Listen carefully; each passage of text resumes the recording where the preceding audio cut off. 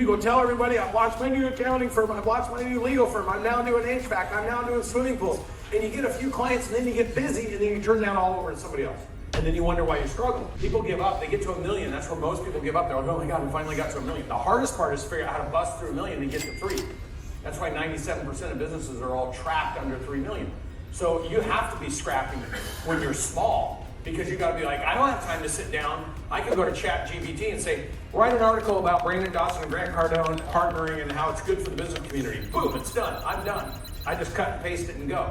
If I had to go to somebody and say, hey, Sally or Johnny, could you write this article? I got to research Brandon and I got to research Grant and I'm going to spend 2 weeks writing a paper and then go get them approve it, and it takes forever. So of course I'm going to incorporate any tools that are available to me, including the lowest labor cost. But if I don't know how to manage 3 employees in my office, there's no way I'm going to manage people in another country. So I got to be real. That's why I go after everything. I look at what is the most efficient, most effective, highest impact that we can do in real time all the time. But I have a team of 200 now, because we're going to do 125, 140 million this year. So like the bigger you get, if you understand how to orchestrate your business, because here's what it takes. See, when you get up here and all of a sudden the people power through that 3 million zone, they start hiring more people and throwing them at it. So now what happens, I get up here and I just keep throwing more people at things, and I don't have a professional process creation strategy. How do you make the phone call? How do you set the appointment? How do you greet the customer? What's the client journey? How do you ensure the transaction goes through? How do you ensure that they had a delighted experience? How do you get a referral from them? How do you hire an employee, onboard them, train, board them, and align them to go do all 9 of those things seamlessly, just like I just did it, in order for the business to keep growing and scaling? No, somebody comes and takes a stick and sticks it right into your spoke, and you go flying over your front handlebars in business. You're like, that hurt. And you're like, oh, people let me down, and now I got to pull back. I can't trust anybody. I can't hire good people. And you just sit. If you're lucky enough to break through here, you just sit toddling between these two. If you bust through here and you do not intentionally create 3 positions, by the time you get to breakpoint 3, you need a visionary, you need a builder, and you need an integrator. Someone that's pushing the business to targets, someone who's out proselytizing the business, telling everybody about it. I call it the 7 promotes. Promote who you are, promote what you do, promote why you do it, promote why somebody should care, promote why you want somebody to join your team, promote people in your company to take over, and then teach them how to go promote in the marketplace.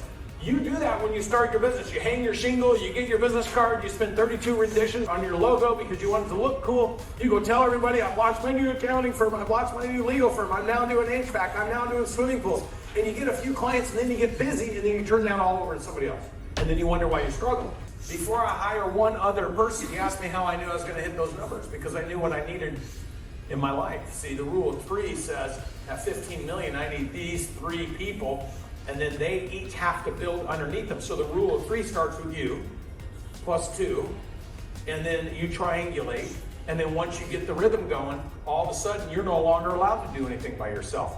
Now you're going to work with this leader. They're going to have 3 people.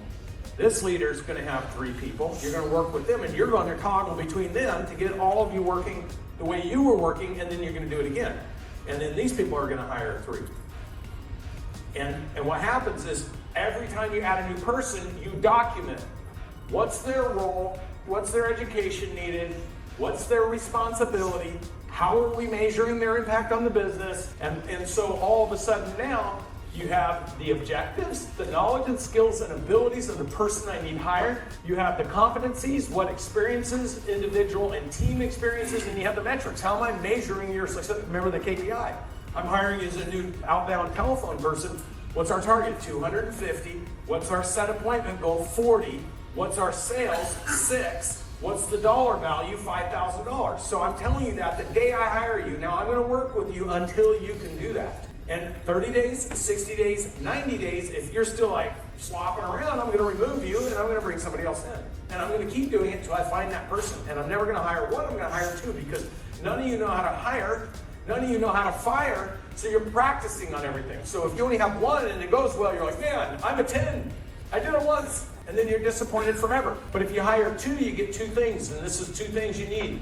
I'm just telling you guys, if you can build a business right now between $250,000 and $500,000 in revenue per head, I can get you to 25 million piece cake. There's 10 things that you have to master. The 4 P's: promote, profit, process, people.